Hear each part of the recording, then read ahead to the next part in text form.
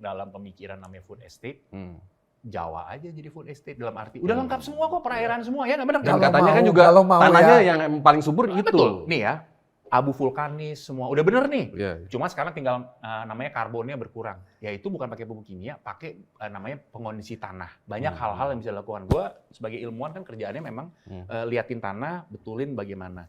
Nah, itu bahannya ada semua, cuma tinggal kurangnya naikin nilai karbon. Terus memang gampang kok. Orang bilang, kan lu kok nggak pakai kimia, kalau ada hewan-hewan pengganggu kayak hama segala gimana? Justru yang lucu ya, sawah-sawah yang kita perbaiki, ini sawah yang diperbaiki versus sebelahnya nggak diperbaiki. Justru yang namanya wereng dan lain-lain itu masuknya di sawah yang belum diperbaiki. Kalau sawah diperbaiki nggak mau masuk mereka. Gitu. Bro, kalau di Jawa, maklarnya tuh banyak. Kalau di sana, bos tanahnya kan satu, bro. Siapa, bro? Ya. Waduh. Ya. Kira-kira kan di belakang ini. Nyolek-nyolek. Waduh.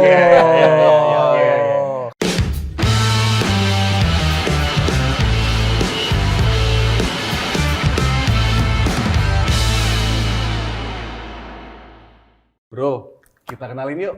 Ya, Mas langsung Niko ke Wanadi. Wanadi. Ya, Halo. Yes. Terima kasih udah datang di belak-belakan. Gue mau nanya, Mas. Lu itu siapa? Karena kan ini penonton kan mau nanya kan, Iya. ini siapa sih Niko Wanadi itu siapa? Iya. Boleh singkat nih, singkat aja. Singkat ya. Oke. Gue nih ilmuwan sebenarnya, bioteknologis, dan gue sendiri lama di benua kanguru di Australia, dan memang risetnya itu banyak hal ya. Dan memang jujur selalu ada keinginan rindu untuk balik dan memang berinteraksi di Indonesia gitu. Nah, memang dari sisinya gue sendiri, riset bioteknologinya dari bidang kesehatan manusia dan juga kesehatan lingkungan gitu. Oke. Lu berapa lama, Mas, di sana?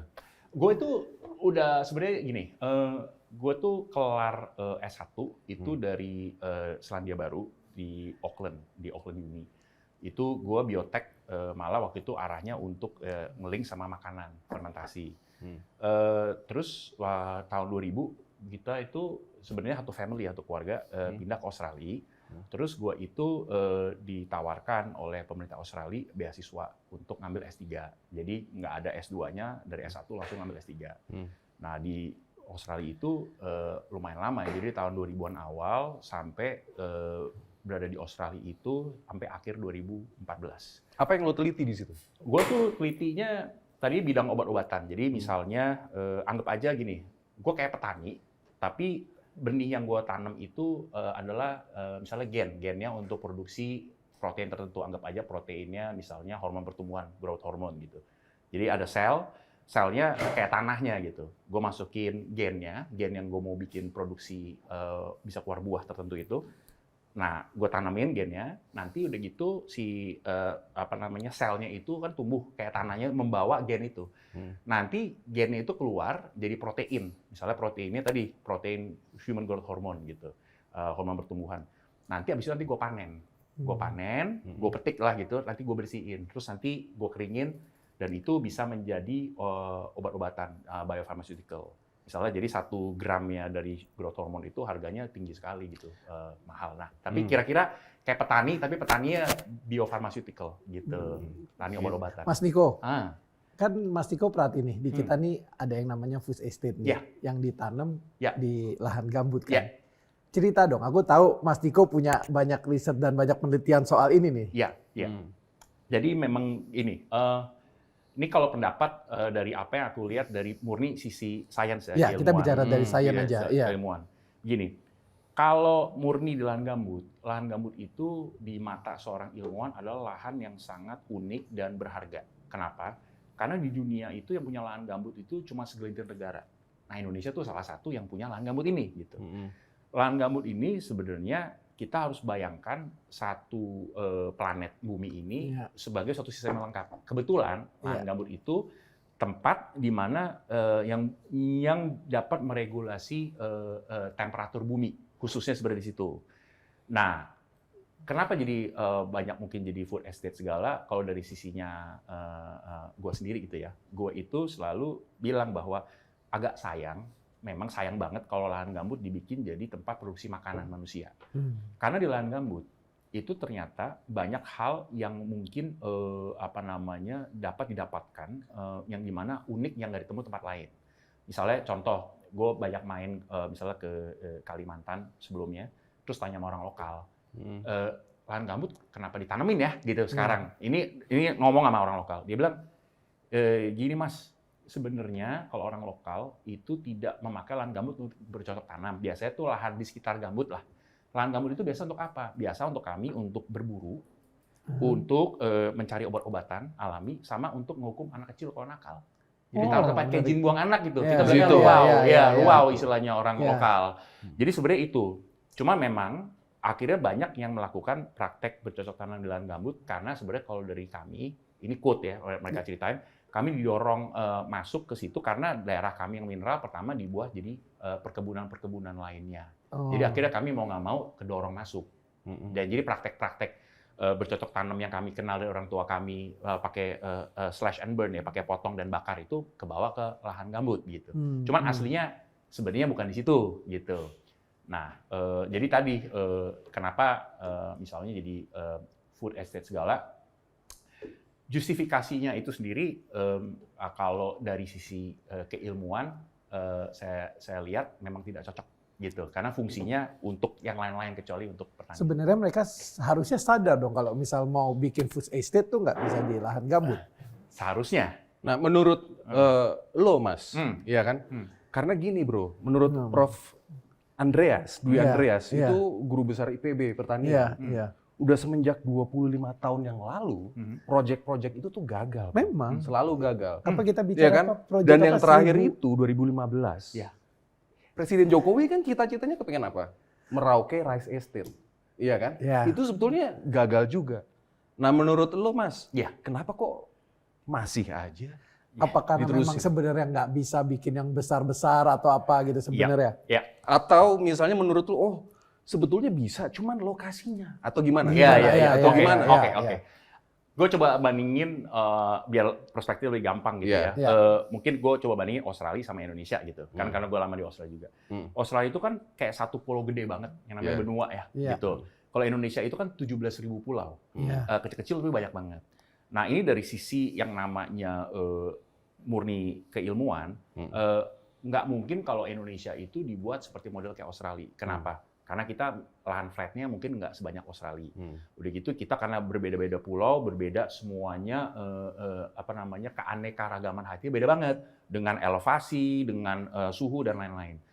Jadi mungkin ya kalau dari yang aku amati di Indonesia ini lebih cocok bukan bikin sesuatu yang besar atau masif, tapi justru punya setiap daerah itu menghasilkan yang berbeda-beda. Bahkan termasuk diversifikasi karbohidrat misalnya. Jangan semua beras gitu. Ada yang sorghum, ada yang sagu, nggak apa-apa. Sebetulnya nggak semuanya beras juga. Karena di D1Y kalau menurut gue di Kalimantan Tengah, itu ditanamin singkong. Tapi masalahnya adalah yang tumbuh itu singkongnya sebesar jempol. Itu. Menurut Mas Niko gimana? Ini penyebabnya apa sih? Penyebabnya apa gitu ya? Sebenarnya ini simple ya. Sekarang gini, singkong atau tanaman sari pati ya, seperti yang saat tepung atau gula, itu kan saat tepung atau saat gula itu kan sebenarnya karbon ya gitu. Nah, banyak tanah-tanah yang mungkin jadi food estate itu biasanya apalagi misalnya topsoilnya udah dikelupas. Itu sebenarnya nggak punya unsur hara. Nah, biasa kita itu saya perhatikan banyak dari orang-orang yang menanam tanaman misalnya sawit gitu ya. Ini dari fakta ya di lapangan. Saya tanya-tanya, habis selesai sawit tanahnya afkir, biasa ditanamin apa? Satu-satunya masih mau singkong, Pak. Katanya gitu. Nah, karena kenapa singkong itu tanaman yang kalau saya perhatikan ngurusinnya lumayan gampang. Dalam arti tanam tinggal-tinggal, nanti panen 9 bulan lagi. Cuma karena dia itu menyedot saripati karbon dari tanah banyak, makanya dia tergantung. Tanahnya kalau nggak subur, ya hasilnya pasti kecil. Kalau tanah subur, pasti besar. Makanya ada orang juga tanya saya, jadi singkong boleh tanam banyak-banyak nggak, Pak? Sebaiknya bukan banyak-banyak besar-besaran. Tapi kalau memang kebutuhan singkongnya besar, yang pasti tanahnya harus selalu disuburkan. Berarti menurut Mas Niko, tanahnya nggak subur itu di Kalimantan nggak subur dong? Jadi gini, Kalau yang namanya lahan, ya kita balik ya. Sekarang tanahnya tanah mana dulu gitu. Misalnya di Kalimantan ada tanah mineral, ada tanah gambut gitu. Nah, kalau tanah gambut itu sebenarnya dia memang tinggi di karbon. Karena dia beda sama lahan mineral. Kalau lahan mineral itu tuh batu-batu yang hancur, vulkanis dari gunung dan lain-lain. Kalau lahan gambut itu sebenarnya dia dari batang-batang pohon yang mati dan daun yang bertumpuk lama. Ya. Dan dia itu sebenarnya tinggi banget di karbon karena sejujurnya lahan gambut adalah lahan batu bara muda sebenarnya gitu. Batu bara muda dia. Gitu. Kalau dibiarkan terus tambah lama lagi jadi batu bara gitu. Nah, karena biasanya begini, kita mesti bayangkan tubuh kita untuk bisa menjadi subur, jadi sehat, kita kan membutuhkan macam-macam pasokan makanan. Misalnya kita harus ada makan sedikit garam supaya nggak lemes, harus ada sedikit gula biar ada energi, ada protein dan lain-lain. Nah, kita mesti bayangkan kalau tubuh manusia itu isinya gula semua. Artinya yang lain malah nggak bisa. Contoh, kalau kita mau bikin makanan manisan, kenapa bakteri nggak bisa tumbuh? Karena kita kasih gula banyak-banyak, sampai bakteri aja nggak bisa tumbuh. Aku bakterinya jadi aku sih paham ya. Kalau aku pernah kecil gitu sebenarnya. Memang tanah itu menentukan jenis tanaman yang bisa ditanam. Betul. Nah, singkong itu sebenarnya tanaman yang paling gampang, yang tanah sudah tidak subur atau sudah rusak, itu bisa singkong. Seharusnya bisa. Nah, kalau ini pun singkong pun kemarin nggak bisa tumbuh di food estate. Betul. Berarti memang pemilihan tempat atau di belakang itu yang gue curiga, bahwa sebenarnya kan itu. Kadang-kadang gue mau tanya, pemilik tanahnya tuh siapa sih? Bukan juga ada orang yang bilang begini, lu pada nggak mau nanyain itu kayunya kemana? Atau tadi dia mau keruk tanahnya, ternyata bawahnya nggak ada tanah hitam. Ya sudah deh, karena ini jadi. Menurut si Prof. Dwi Andreas itu, lo mau tau nggak apa? Tanah yang paling subur itu adalah di Pulau Jawa. Nah, kita tanya sama cerita dong. Ini ya. Jadi waktu itu banyak orang yang sebenarnya nanya ke gue gitu, food estate tuh gimana ya? Gue gini, ngapain sih buka daerah baru yang masih nggak jelas, keluar uang yang belum tentu berhasil, apalagi lahannya sebenarnya harusnya lahan gambut itu dari sisi sains ya, harusnya lahan yang selalu dibasahi tetap jadi rawa-rawa. Jadi karena di situ udah ada tuh bahan-bahan asli yang bisa dipergunakan tanpa membuka. Jawa dari pengamatan kita semua kebetulan pulau yang udah matang infrastrukturnya jadi, sistem pengairan ada, semuanya ada, petani ada. Nah, lahan Pulau Jawa itu memang pernah jadi lahan sangat subur. Definisi subur itu macam-macam, cuman paling gampang kita pakai parameter lah, namanya karbon. Ya, kan sekarang banyak orang bilang karbon lah, pemanasan global dan lain-lain. Karbon itu tinggal tergantung, jadi musuhnya kita semua kalau dia lepas ke udara, tapi jadi teman kita semua kalau dia ditahan di bawah tanah.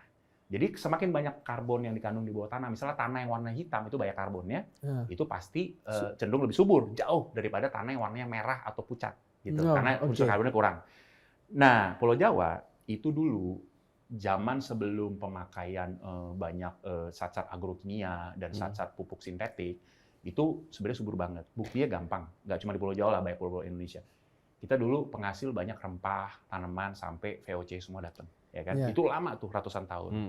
Tahu-tahu sekarang kalau kita perhatiin berkurang tuh produktivitasnya, makanya pada impor-impor. Pulau Jawa itu kalau diteliti karbonnya itu sekarang tinggal berapa? Jadi by definition, angka karbon di tanah yang sehat harus ada minimal 3% atau lebih. 3-6%, apalagi 6% atau lebih, syukur. Itu bagus sekali.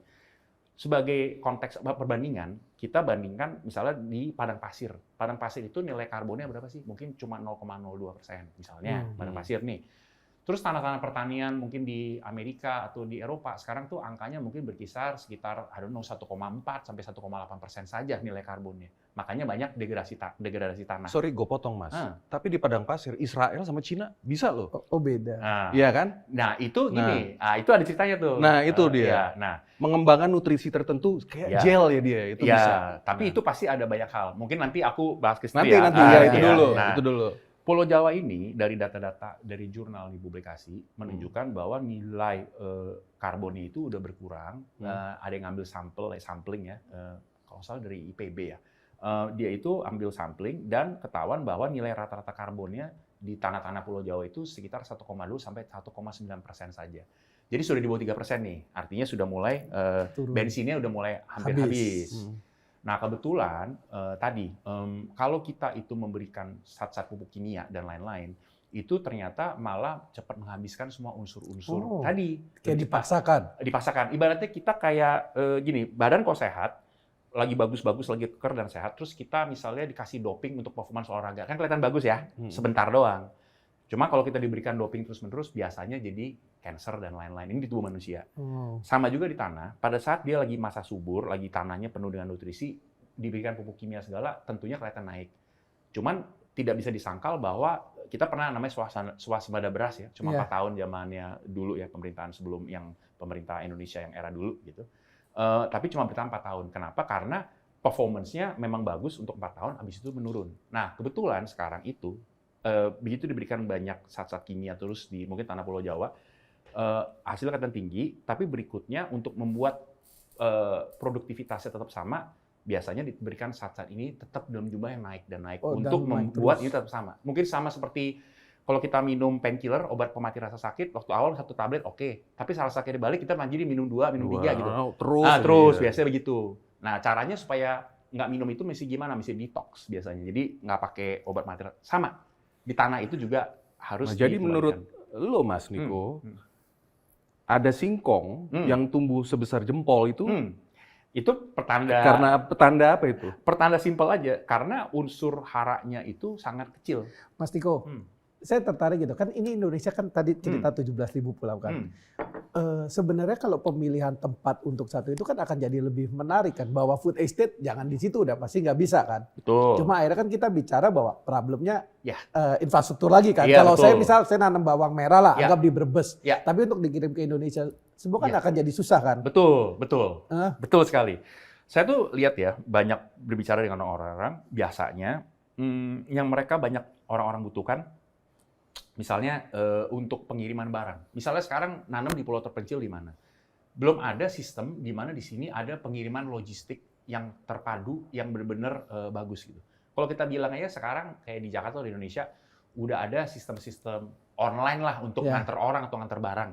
Mungkin level ke skala bidang makanan hasil bumi itu yang belum pernah ada. Jadi sebenarnya kalau kita ngomong daripada dia bangun food estate yang triliunan, bangun infrastruktur buat di daerah-daerah. Betul, di daerah-daerah macam-macam. Di Jawa atau di pulau-pulau lain sehingga mereka bisa.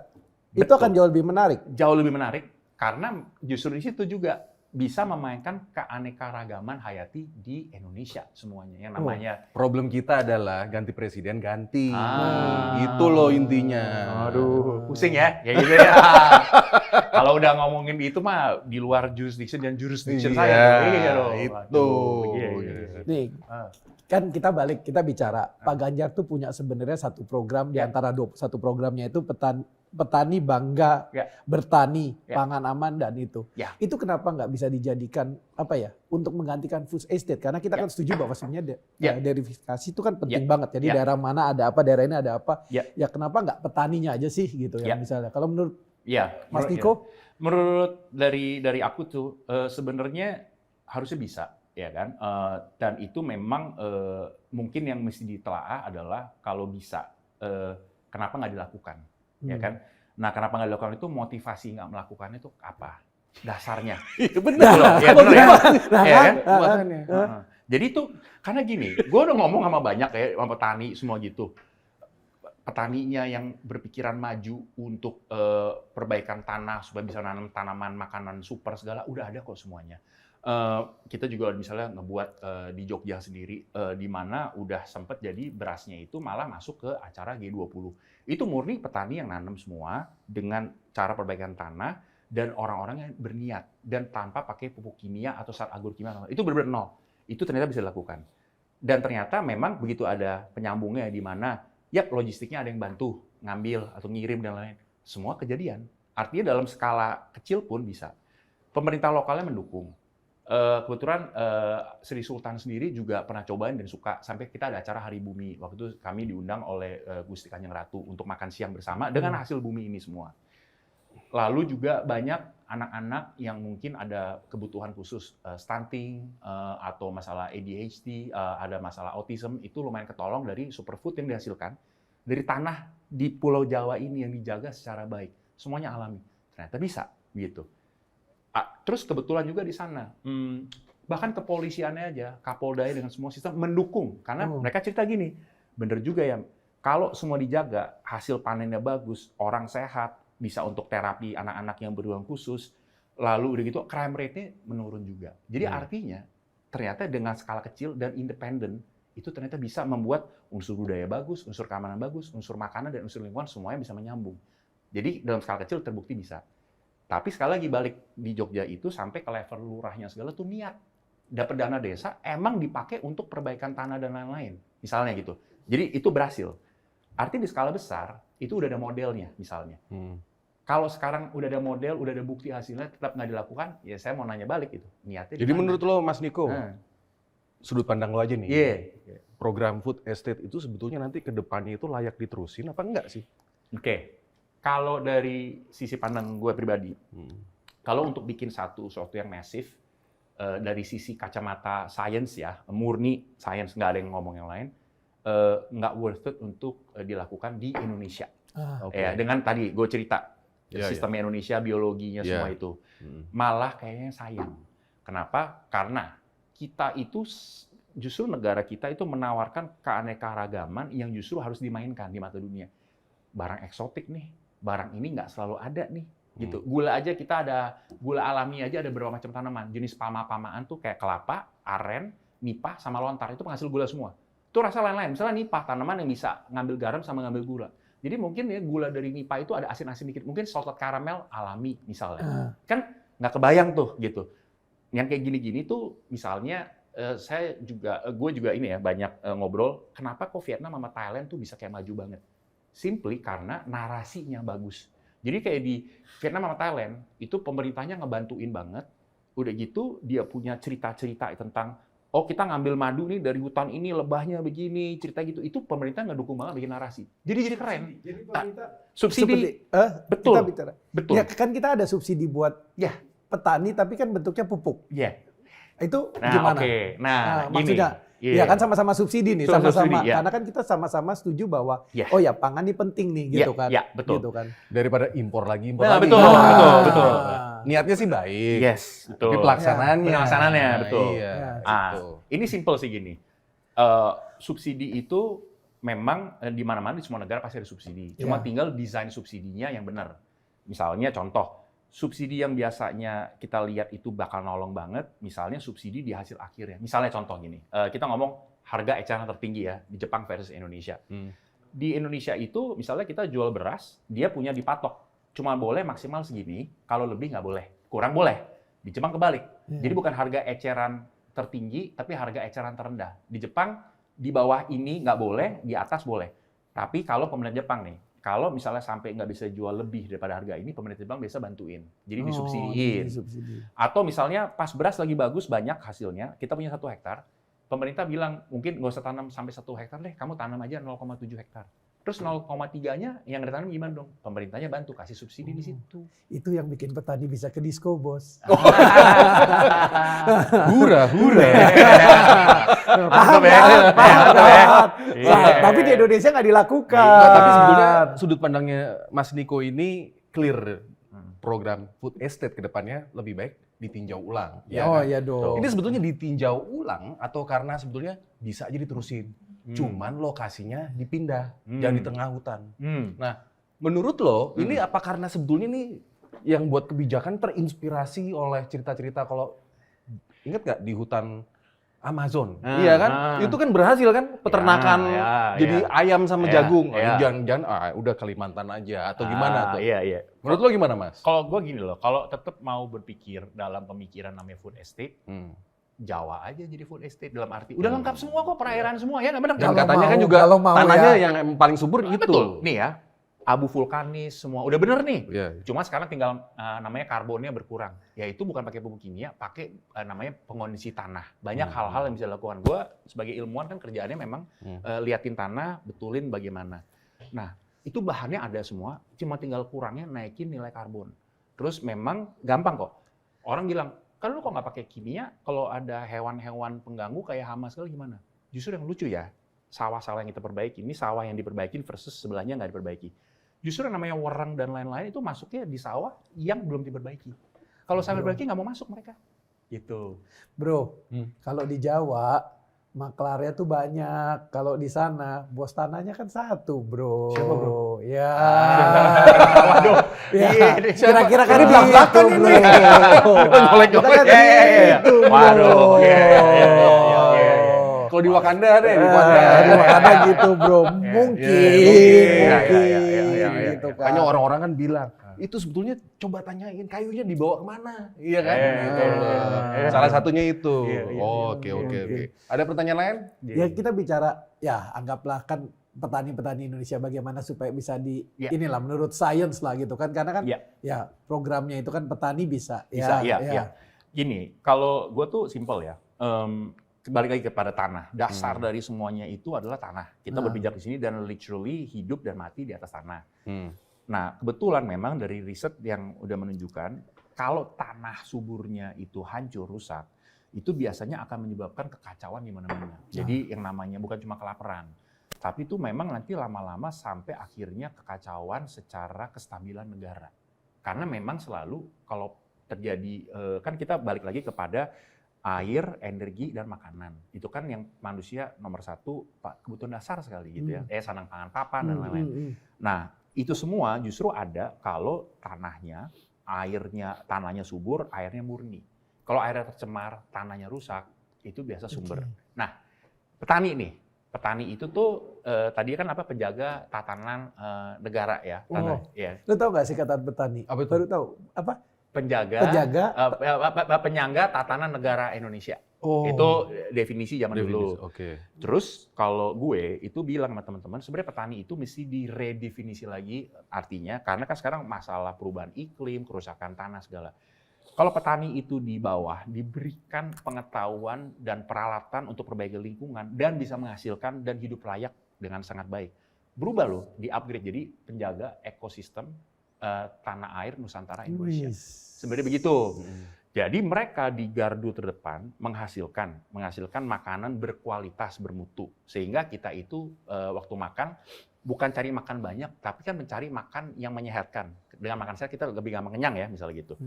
Dengan tadi semua jaga tanah dan lain-lain, makanan yang dihasilkan bukan cuma level beras, tapi jadi superfood, makanan yang memang super. Kandungan nutrisi berbeda, lebih tinggi dan lain-lain.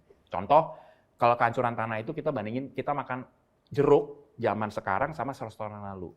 Kalau kita makan 1 butir jeruk di 100 tahun lalu, itu cukup 1 butir saja. Sekarang untuk mencapai nutrisi yang sama harus makan 8. Kenapa? Sebabnya apa? Karena tadi nutrisi tanahnya habis, karbon tanahnya habis. Itu sekarang kenyataannya begitu. Tapi kita tuh udah banyak melakukan, ya kami di lapangan banyak bantu dengan petani, ternyata berhasil.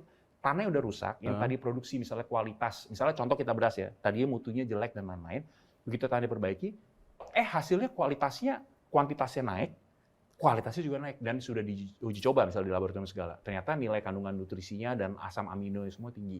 Jadinya berasnya itu bukan lagi sekedar mengenyangkan, tapi arahnya jadi menyehatkan. Berarti coba, gue mau balik lagi ke food estate. Kalau lo tadi statementnya kayak begitu, apa saran dari Dr. Niko bahwa ini udah lahan segitu ratusan hektar itu rusak, ditanemin singkong aja, tumbuhnya sebesar jempol. Apa saran dari Anda, dokter? Oke, gampang nih. Kalau gue ya, gue cerita sedikit. Lahan gambut tinggal sebenarnya dibasahi, dibenami, menjadi rawa kembali. Ya. Terus di situ kita pelihara makhluk endemik yang ternyata bisa membantu. Misalnya contoh, di Indonesia tuh ada makhluk ajaib yang namanya ikan gabus. Ikan gabus itu sebenarnya ikan seperti kayak obat, tapi hidup bentuknya. Di banyak kultur tuh menunjukkan itu. Dan memang banyak kultur yang bilang bahwa kalau kamu sakit, makan aja ikan gabus itu. Ya kan? Ternyata ikan gabus itu adalah dari peneliti lahan gambut ya. Di dunia tuh ada ya ahlinya. Saya juga baru dari Amerika, waktu itu ada acara sampai menang di kompetisi MIT. Jadi kami membimbing satu company, anak-anak muda di Siak, untuk menjaga gambut dengan cara ikan gabus liar diubah menjadi bahan baku farmasi misalnya. Nah, ternyata itu kepake banget waktu zaman lagi COVID, lagi badai sitokin, banyak orang yang delta, itu kita bantu buatkan diracik untuk menjadi namanya imunomodulator. Tapi basisnya tuh dari ikan gabus itu sendiri. Itu banyak sekali orang-orang yang badai sitokin langsung lega, dan yang paru-paru putih kembali lagi menjadi normal. itu dari menjaga lahan gambut tuh. Ya, Gitu. jadi sebenarnya oke lah lahan gambut yang sudah kepake ya itu tetap masih bisa diperbaiki untuk tapi bisa menghasilkan sesuatu. Oke. Nah gini Mas, loh, intinya gini. Tunggu, Mas Iko. Aku ada satu penasaran. Mau apa dulu nih? Nih gini, intinya itu coba yang berkompeten itu dengar sarannya Mas Niko. Oh. Karena selama ini yang gue lihat itu adalah sarannya itu kayaknya nggak bener. Karena apa? Di atas lahan gambut kok ada polybag jagung. Itu loh. Iya. Mas Iko, Itu saya ada maksudnya. satu penasaran juga kan gitu Indonesia ini kan luas, segitu banyak pulau. Sebenarnya ini kepikiran aja nih, Kak. Kenapa sih nggak misal apa benar memang kedelai nggak bisa tumbuh di Indonesia dan kita terus harus import itu, gitu kan? Apa itu sebenarnya cuma ya trader aja lah yang seperti itu? Itu gimana kalau menurut dari sisi ilmuwan yang dari sisi ilmuwan? Ya kan mungkin nggak cuma kedelai kan, apa aja tuh yang kita import tuh segala macam kayaknya bawang lah, putih, apalah. Iya. Jadi kan sebenarnya gini, bisa semua di Indonesia itu bisa ditanam. Misalnya sekarang gini, kita mau nyari bawang putih, katanya bawang putih di dataran tinggi. Di Indonesia kan juga banyak dataran tinggi yang dingin. Bisa kok. Ada daerah-daerah desa-desa di Sumatera Barat yang dataran tinggi, itu ternyata nanam bawang putih. Itu fine. Kedelai dari keluarga kacang-kacangan membantu menjuburkan tanah. Bisa ditanam di Indonesia. Kami sudah lakukan di Jawa, di Jogja, semua tumbuh dengan sangat bagus. Tidak ada masalah. Cuma biasanya rata-rata, saya tanya nih sama teman-teman yang pengimpor kedelai lah atau mengimpor dari bawang putih, mereka bilang harganya bro kalau dari petani Indonesia nggak masuk gue gitu ya. Per kilo gue mesti beli 20.000, kalau ngimpor udah sampai depan rumah gue 9.000 perak bos katanya, jadi gue dapet margin katanya, gimana dong?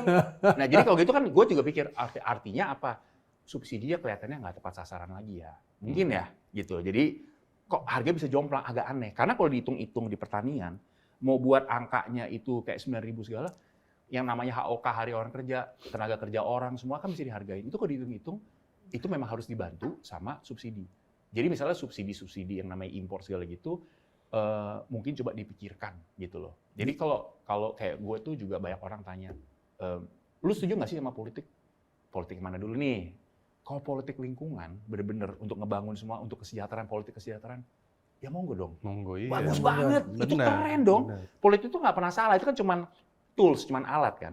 Tapi sekarang tujuannya dipakai apa? Politik lingkungan, politik kesejahteraan masyarakat. Kelar udah urusan, tinggal dihitung aja gitu. Kalau politik keluarga?